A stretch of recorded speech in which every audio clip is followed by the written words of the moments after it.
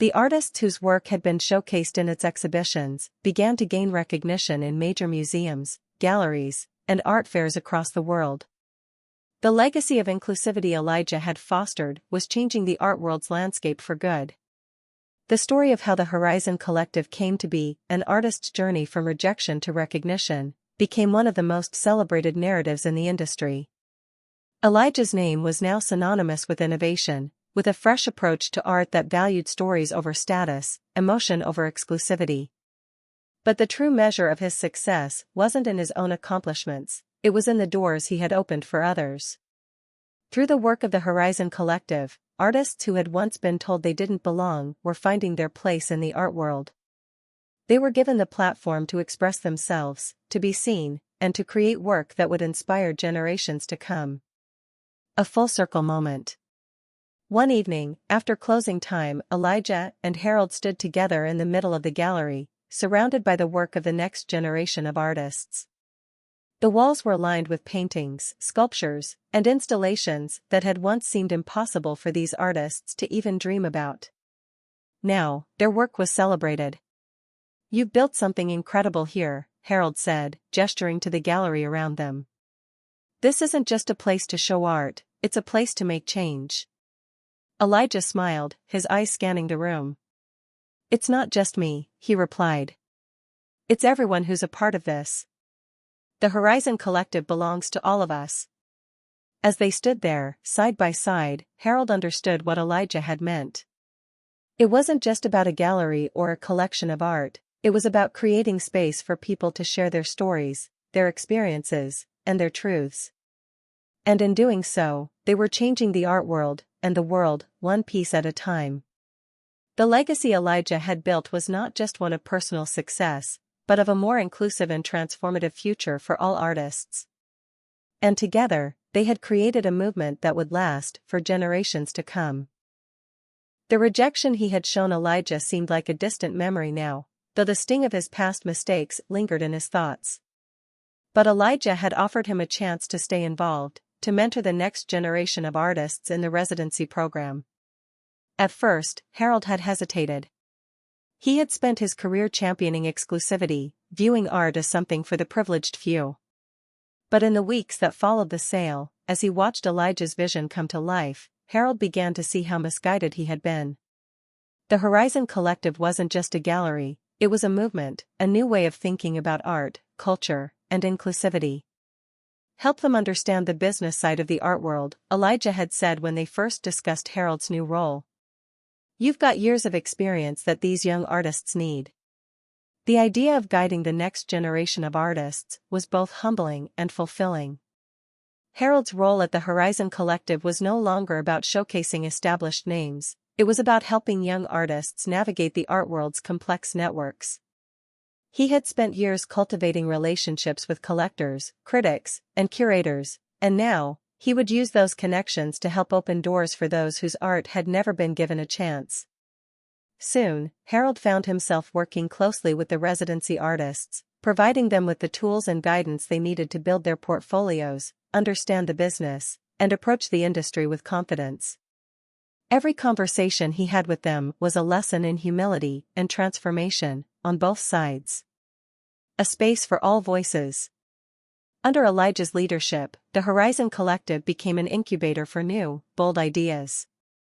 The gallery hosted exhibitions that challenged conventional notions of beauty, form, and style.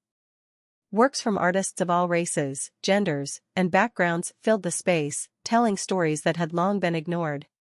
From powerful works about social justice to intimate pieces exploring personal identity, the Horizon Collective became a beacon for art that resonated with the world outside the gallery's walls. One of the most successful exhibitions was Breaking Boundaries, which featured emerging artists from around the world who had never been shown in a commercial gallery before. The response was overwhelming, critics praised the diversity and vitality of the works on display, and collectors scrambled to secure pieces from the exhibition, further cementing the Horizon Collective's place as a leader in the contemporary art world. But it wasn't just about sales.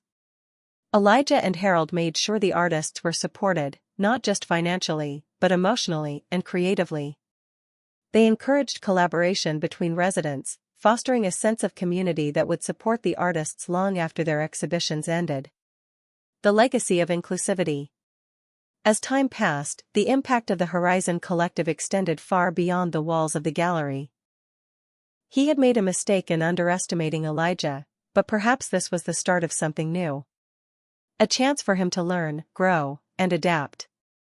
The old guard was fading, and a new one was emerging, with Elijah Mercer at its helm.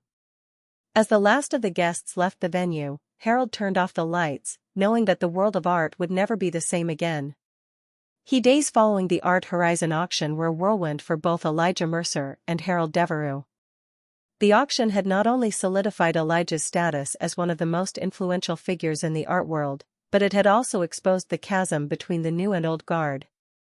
While Harold's gallery had seen a fleeting burst of attention due to the success of the auction, it was clear that the Devereux Gallery's brand of exclusivity and tradition had long since become irrelevant in the face of the changing art world. The numbers didn't lie, his gallery's future was on the line. It wasn't long before Harold received the offer. Elijah Mercer wanted to buy Devereux Gallery. The deal was swift, and Harold, humbled by the events of the auction, agreed to sell. This wasn't just a business transaction, it was the beginning of something new, something Harold had failed to realize was already happening around him. A new vision. The transformation of Devereux Gallery into the Horizon Collective began almost immediately after the sale was finalized. Elijah's vision was clear from the outset: the gallery would no longer be a place that catered to the exclusive few. It would be a space for everyone, especially those whose voices had been historically marginalized in the art world. Gone were the high, pristine white walls that had once showcased work from the world's most elite artists. Instead, the space was transformed into a dynamic, vibrant environment, walls painted in bold colors, floors lined with unconventional materials, and ceilings adorned with installations that beckon visitors to look beyond the ordinary. Elijah had always believed that art should evoke a visceral reaction, should challenge the norms, and speak to the soul. The Horizon Collective reflected this belief in every detail. One of the first initiatives Elijah introduced was the Rising Voices Residency, a program designed to help emerging and underrepresented artists create and display their work. The gallery's new direction was not just about selling art, it was about creating opportunities for artists who had long been overlooked by mainstream galleries. The residency would offer artists space to work, mentoring, and exposure through exhibitions at the Horizon Collective. Elijah had always known that his success was not just his own, it was the product of years of hard work, resilience, and the support of his community. Now, he wanted to pay that forward. Harold's redemption. Harold had never imagined that his gallery would be in someone else's hands. He was also one of the most influential buyers in the room. Not only had Elijah's work sold for record-breaking amounts, but he was also a powerful force in the world of art investment. The full weight of the revelation. Elijah stood up and nodded politely to the crowd as the applause died down. His calm demeanor remained intact, but the weight of his accomplishments was now fully revealed. Elijah wasn't just participating in the auction, he was reshaping the future of the art world. He wasn't just an artist, he was a major investor and a key player in the industry. Harold, still standing near the back of the room, felt a wave of humiliation wash over him.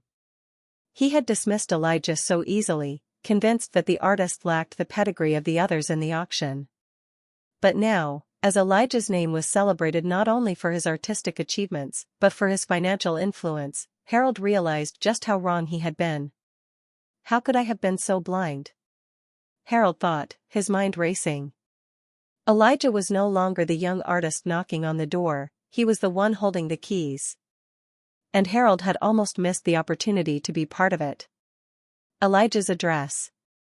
After the applause died down, Elijah took the microphone, his voice calm but filled with purpose. "Thank you," he began, addressing the crowd. "Art is about more than just creating, it's about creating a space where every voice can be heard. It's about dismantling the barriers that exist in our industry, creating room for new talent, and elevating the stories that have often been overlooked." He paused for a moment, scanning the room before continuing. "Tonight, I stand here not just as an artist, but as part of a movement that believes art can, and should, be for everyone. This auction, this space, is a testament to what happens when we open the doors to those who've been excluded.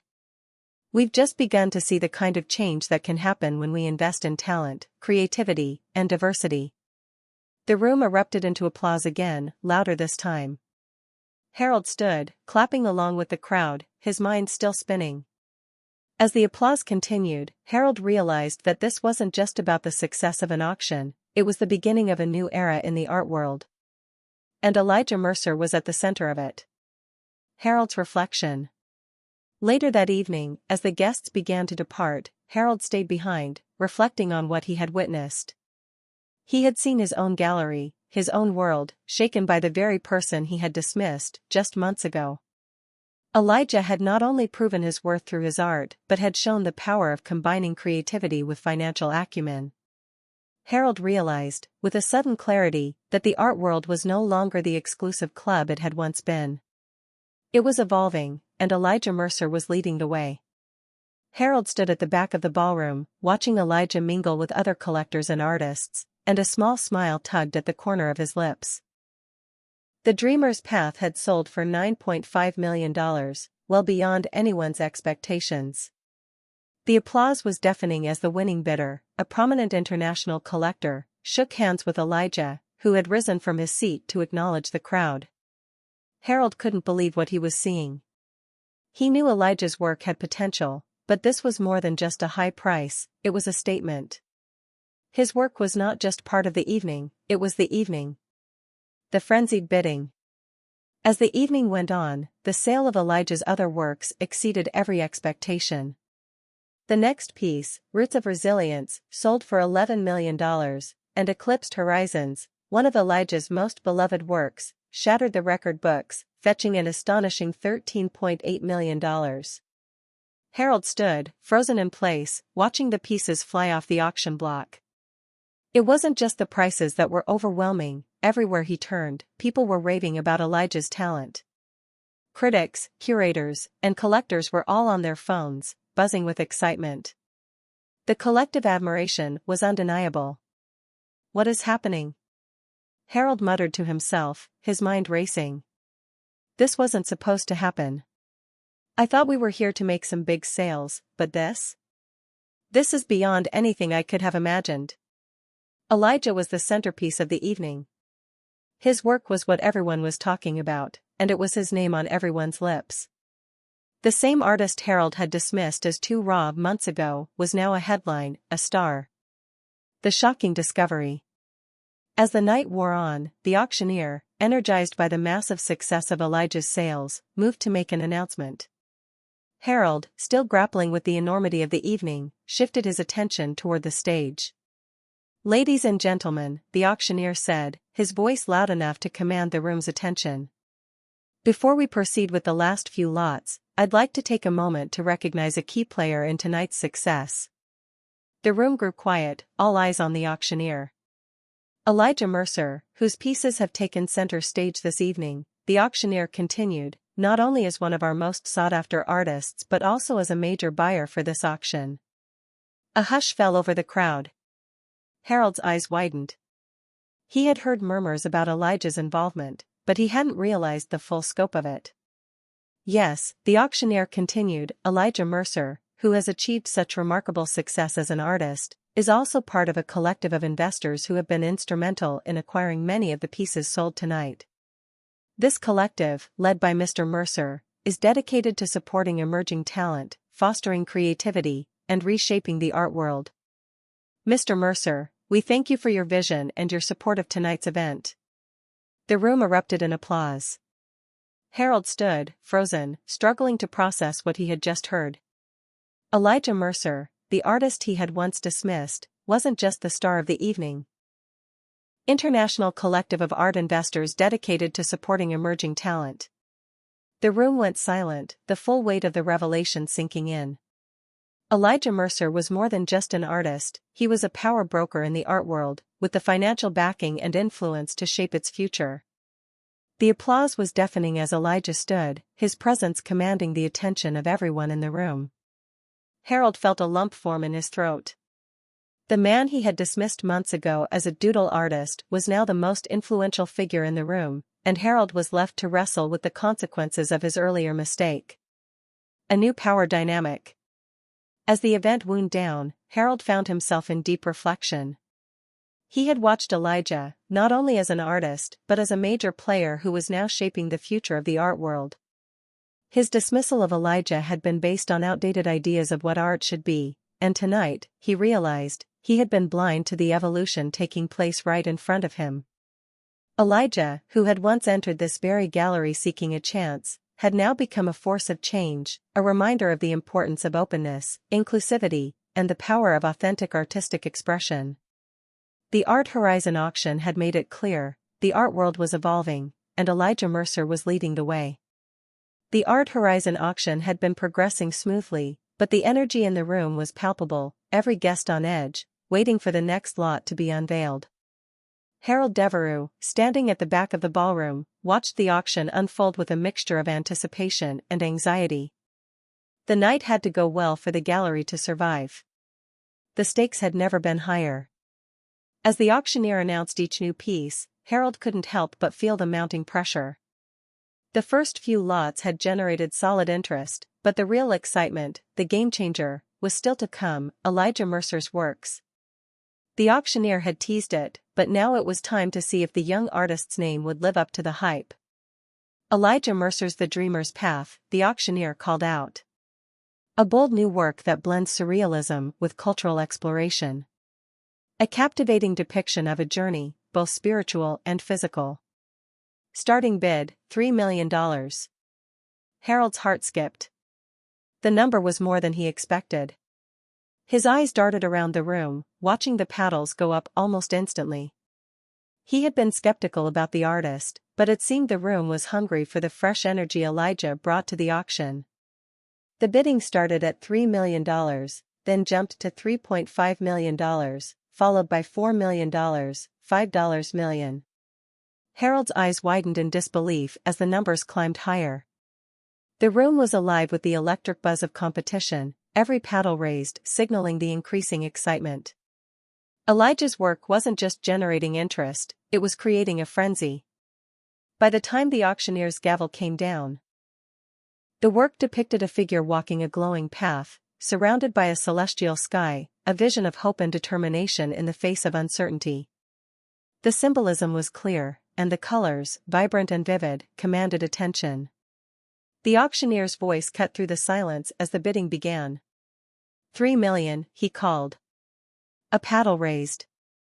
$3.5. Elijah stood quietly, watching the room around him.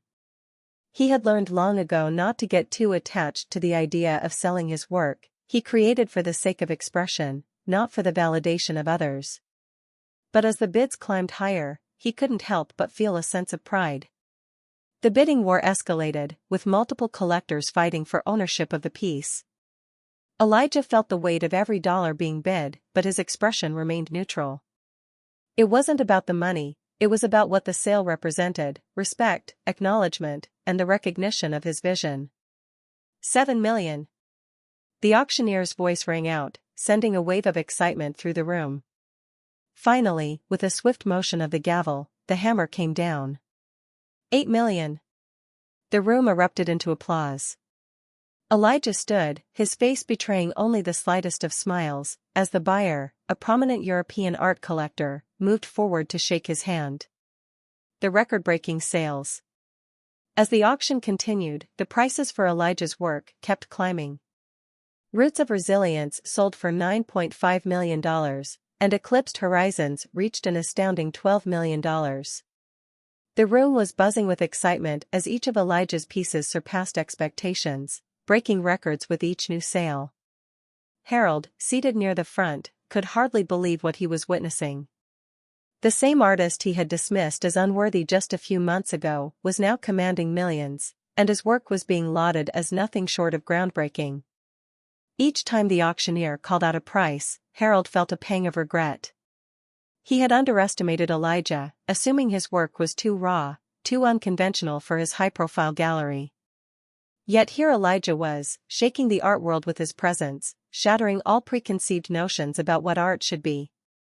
The unveiling of Elijah's role. As the last of Elijah's works was sold for a staggering $14 million, the auctioneer took a moment to acknowledge the evening's most significant player. Before we conclude, I'd like to take a moment to recognize someone whose impact on tonight's event has been monumental. Mr. Elijah Mercer, whose works have not only captivated the art world but have also played a key role in shaping the success of this evening. Harold's eyes widened. He had heard whispers of this, but hadn't fully grasped the extent of it until now. Elijah Mercer, the auctioneer continued, is not only the artist whose works have driven tonight's record-breaking sales, but he has also played a key role as a buyer representing an. And when he'd seen the artist's portfolio earlier in the year, he hadn't been impressed. He'd merely seen another up-and-coming artist who lacked the status of the gallery's more established names. Elijah's works, however, had been strategically placed in the auction to make them part of the larger presentation, a way to spice up the evening with something different. But as far as Harold was concerned, it was a minor part of the event. What truly mattered were the pieces from the major artists who brought in the high-end buyers. The rising anticipation. As the night of the auction unfolded, the ballroom glittered with sophistication. Guests in their finest attire filled the space, champagne flutes clinking together in quiet conversation. The quiet murmur of art aficionados discussing the pieces they hoped to purchase filled the air, creating an undercurrent of excitement. Harold moved through the crowd, greeting wealthy buyers and collectors with a forced smile, all the while nervously eyeing the clock. Elijah, on the other hand, arrived quietly. He wasn't one for grand entrances. His success had been earned through sheer hard work and a focus on creating art, not making an impression. He had received the invitation to the auction with curiosity, not because he was eager to see his work sold, but because he knew how much was riding on the night. This auction would not only determine the value of his work, it would shape the future of his involvement in the art world. Although he had already made a name for himself, Elijah wasn't sure what to expect from this kind of high-profile event. It wasn't that he was new to auctions, he had sold his work at smaller, private events before. But this was different. This was where the big players came, and where every bid carried the weight of influence. Elijah walked through the crowd, nodding politely to the occasional well-wisher. But for the most part, he kept to himself, observing. The room was filled with people who hadn't noticed him months ago, when he had walked into the very same gallery, portfolio in hand, hoping for a chance. He had been dismissed then, treated as insignificant. Now, his work would be showcased as the centerpiece of the event. The auction begins. The auctioneer stepped onto the stage, and the room fell silent. The first few lots were rolled out, fetching respectable, but not record-breaking prices. Harold tried to hide his growing anxiety. While the sales were good, they weren't the high-ticket items he had hoped for. The tension was mounting. Then the screen behind the auctioneer lit up, showcasing Elijah's work. Elijah Mercer's The Dreamer's Path, the auctioneer announced. A stunning piece that blends surrealism with a profound exploration of cultural identity and personal resilience. Starting bid, $3 million. A murmur rippled through the room as the lights shone brighter on Elijah's painting. It was about giving a voice to others who, like him, had struggled to be seen. The auction and beyond. One of the most defining moments of Elijah's career came when his work was featured in a high-profile auction at a renowned gallery. The auction had many prestigious pieces, but Elijah's collection was the highlight. His works broke records, with The Dreamer's Path selling for $8.5 million. The world was finally beginning to take notice of the artist they had once dismissed. Elijah's success was undeniable, but more importantly, it was a success built on his refusal to accept the barriers the art world had tried to impose on him. He had found a way to break through the noise, by creating and sharing his truth, his story, and his identity. As Elijah's career continued to skyrocket, he began using his success to uplift others, funding art programs in underserved communities and establishing the Horizon Foundation, a nonprofit dedicated to mentoring young artists and providing them with resources to showcase their work. The beginning of a legacy. Elijah had started with nothing but a dream, a portfolio, and a message that the world wasn't ready for. But through sheer perseverance and a refusal to be ignored, he had transformed that dream into something tangible. The barriers had been high, but Elijah had found a way to climb over them. And now, as his name became synonymous with success, he knew that this was just the beginning. His art was no longer just for him. It was for the world, for those who needed their voices heard, and for every artist who had been told they didn't belong. Elijah Mercer had made a place for himself in the art world, and in doing so, he had created a new space for others to follow. The journey wasn't easy, but for Elijah, it was one worth taking. The pressure in the Devereux Gallery was palpable as the night of the Art Horizon auction approached. Harold Devereux, with his polished suit and carefully chosen words, had spent weeks preparing for the event. It was his gallery's last hope, a way to claw back from years of dwindling sales and increasing irrelevance in the changing art world. If the auction failed, it could very well be the end of Devereux Gallery. The grand ballroom of the Grand Meridian Hotel had been booked for the occasion, and the guest list was filled with art collectors, patrons, and critics from around the world. The finest pieces were being prepared for display, and the atmosphere was electric with anticipation. Harold paced nervously through the gallery, checking the details again and again, his mind racing with one thought: this had to work. Elijah Mercer's name had been added to the list of artists participating in the auction, but Harold was not concerned with it. He had agreed to feature Elijah's work only after being convinced by his curators that the young artist might add some diversity to the lineup. Elijah had not been on Harold's radar. He was fighting against the very structures that had kept him out in the first place. Unable to afford to attend prestigious art schools or gain access to high-profile galleries, Elijah faced a difficult reality: he had no choice but to carve out his own path. But if the doors of the traditional art world were closed, Elijah would find another way. Finding his voice online. In an age where social media was rapidly changing the way the world interacted, Elijah turned to platforms like Instagram, Twitter, and Facebook. It was a space where anyone could create and share, where talent could be seen and celebrated regardless of background. Elijah was initially hesitant. After all, how could a digital platform, filled with influencers and amateurs, ever give him the legitimacy he craved? But he quickly realized that it wasn't about being noticed by the right people. It was about building his own audience. He began posting his art daily, using hashtags to reach a wider audience and telling the stories behind each piece. His work was deeply personal, inspired by his upbringing, his culture, and the injustices he had faced. It wasn't just about painting, it was about starting a conversation. His first post was simple: a photo of roots of resilience, a painting of a black woman standing strong in the face of a violent storm. The caption read, "For every storm we weather, our roots grow deeper." Elijah didn't expect much, just a few likes from friends and family. But then something remarkable happened. People began to notice.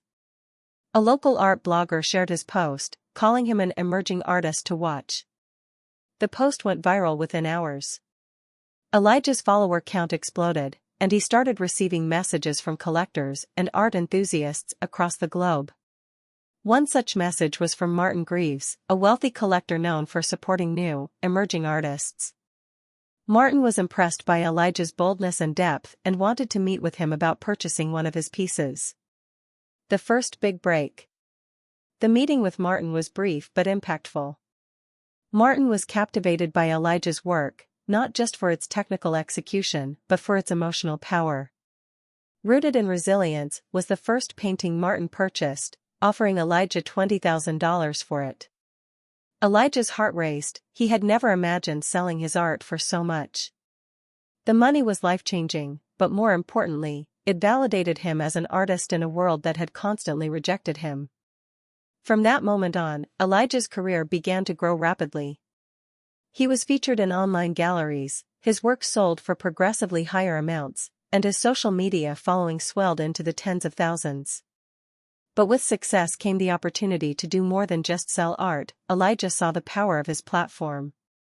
He started using his growing influence to promote other artists who had been overlooked by the traditional art world. His work wasn't just about self-promotion. Elijah Mercer's story began far from the polished galleries of high society or the elite art collectors who had turned Devereux Gallery into a sanctuary for the established. His roots were planted in the heart of a working-class neighborhood, where art was often a fleeting dream, a hobby, a distraction, but never a career. He grew up in a small, crowded house where his parents worked long hours to make ends meet, where creativity had to fight for space against the realities of survival. But it was within the chaos and hardship of his early years that Elijah found solace. Humble beginnings. Elijah's earliest memories were filled with the vibrant sounds and colors of his community. His mother, an immigrant from the Caribbean, filled their home with music, cooking, and stories of resilience. His father, a factory worker, spent long hours away from home, but when he was present, he encouraged Elijah's passion for art, something his father had always wanted to pursue but never had the chance to. It was his father who bought him his first set of paints, scrimping and saving for months to do so. "You've got something in you, Elijah," his father would say, his hands rough from the hard labor of the factory. "You've got to nurture that."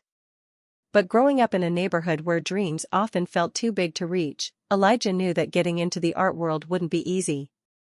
He didn't have the privilege of a fancy art school education or a network of influential people to push his career forward.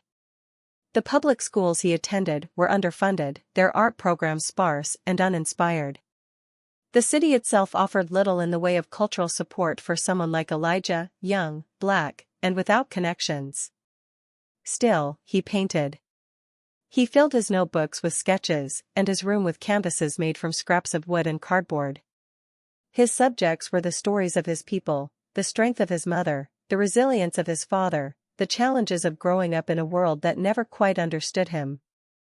These weren't just paintings, they were Elijah's way of speaking when the world wasn't listening. Facing systemic barriers. After graduating high school, Elijah's resolve only grew stronger. He applied to multiple art schools with the hope of receiving a scholarship, but the rejections came quickly. Some of them were polite, acknowledging his talent but citing too much competition or limited funding. Others were harsher, giving the unmistakable impression that a black artist from his background had little place in the world of fine art. No matter how good his portfolio was, the doors remained closed. Elijah's anger simmered beneath the surface, but he was determined not to let it break him. The art world, he realized, was not just an industry, it was a system, one built on connections, privilege, and the power of name recognition. He wasn't just fighting for his art to be seen. He said, pushing forward. It's rooted in the themes of resilience and cultural identity, something universal. Harold tilted his head slightly and gave him a fleeting glance. Resilience, cultural identity. I see. His tone was still dismissive, but now there was a hint of mockery to it. You see, we focus on high-end pieces that speak to an elite audience. Art is, after all, about refinement and taste. I'm afraid your work doesn't quite fit that mold. Elijah's heart dropped. His work wasn't just about what was on the canvas, it was about his own story, the stories of his community, and the truths they held. For Harold to dismiss it so easily felt like a punch to the gut. But he couldn't let it show. Would you at least take a look at my portfolio? Elijah asked, opening it to reveal one of his most powerful pieces. It depicted a woman standing against a chaotic storm, her roots deeply embedded in the earth, with storm clouds swirling above her. The piece was full of emotion and raw power, a tribute to resilience in the face of adversity. Harold barely spared a glance at the piece, before looking back at Elijah. Like I said, Harold replied with an air of finality, I think you'd be better suited for a smaller venue. Maybe a local coffee shop or something of that nature. That's where people who create this kind of art belong. The words stung like acid, but Elijah refused to let them defeat him. He closed the portfolio slowly, gathering himself before responding. Thank you for your time, Mr. Devereux, Elijah said, his voice calm but tinged with quiet determination.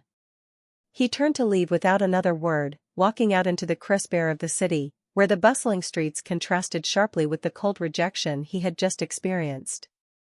The moment he stepped out of the gallery, Elijah closed his eyes for a brief second, allowing the anger to rise and then dissipate. This isn't the end, Elijah thought to himself, the weight of the rejection pushing him forward rather than back. It's just the beginning. He walked away from the Devereux Gallery with his head held high. The rejection had stung deeply, but Elijah knew he wasn't going to let this one man's opinion shape his future. If anything, it had fueled him. He would prove that his art was worth more than Harold's limited view could ever comprehend. The road ahead would be long, and the art world would be hard to crack, but Elijah was no stranger to struggle. If anything, the rejection only added fuel to his fire. And soon, Harold Devereux, and the world, would see that Elijah Mercer was an artist who couldn't be ignored. The Devereux Gallery was everything Elijah Mercer had always imagined an art gallery should be: sleek, sophisticated, and almost overwhelmingly exclusive. The tall, glass windows reflected the warm sunlight of the afternoon, but as Elijah stood outside, staring at the polished facade, he felt a chill. This wasn't just any gallery, it was a place where the names on the walls belonged to the well-established elite, and their works commanded hundreds of thousands, sometimes millions, of dollars. For someone like Elijah, young, black, with no connections in the art world, just being allowed inside felt like an impossible dream. But he wasn't about to let that stop him. Clutching his leather portfolio, which housed the most meaningful and powerful pieces of his career, Elijah took a deep breath and stepped through the door. Inside, the space was as immaculate as the exterior: white walls, soft lighting, and polished floors that echoed the hushed footsteps of visitors. The gallery felt less like a place to appreciate art and more like a temple where only the chosen few were allowed to worship. Elijah could feel it in the air, an unspoken aura of exclusivity, of the unapproachable. He approached the counter, where Harold Devereux, the gallery owner, was speaking with a couple dressed in expensive, understated clothing. Their laughter sounded out of place in the stillness of the space, like a secret joke that wasn't meant to be shared. Elijah hesitated for a moment before stepping forward, trying to mask the nervousness that threatened to show on his face. "Excuse me, Mr. Devereux," Elijah said, offering his hand with quiet confidence. Harold turned to face him, sizing him up immediately. Elijah was dressed in a simple but sharp suit, a far cry from the designer brands that decorated the wealthy patrons who usually frequented the gallery. Harold's eyes flicked to Elijah's portfolio, the worn leather of it speaking volumes about the long road Elijah had walked to get here. Harold didn't bother to shake his hand. "Can I help you?" Harold asked, his tone polite but detached. "I'm Elijah Mercer. I'm an artist, and I was hoping to discuss the possibility of showcasing my work here at Devereux Gallery," Elijah said, his voice steady despite the flutter of doubt in his chest. Harold's gaze shifted to Elijah's portfolio, his brow furrowing briefly, as though he were unsure whether he should even entertain the idea. He then glanced at Elijah, sizing him up with a subtle look of disapproval. Elijah could feel the weight of that judgment, but he stood firm, unwilling to retreat. Harold murmured, as though Elijah hadn't said anything at all, his attention now focused on the portfolio. "Well, we don't generally work with artists like you," he said, making no effort to hide the condescension in his voice. Elijah's stomach twisted, but he remained composed. "I believe my work has something valuable to offer.